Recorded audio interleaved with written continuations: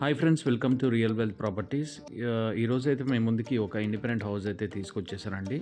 మీరు చూస్తున్న హౌస్ అయితే ధనలక్ష్మీపురం ఏరియాలో వస్తుంది. చాలామంది స్పేషియస్ హౌసెస్ గురించి అడుగుతూ ఉన్నారండి. చిన్న చిన్నవి కాకుండా కొద్దిగా స్పేషియస్గా ఉండాలని. సో ఆ కౌలోకే వచ్చేదండి. ఇది 25 అంకనాస్ అండి. అంటే 200 స్క్వేర్ యార్డ్స్ ఇది మొత్తం అంతా కూడా.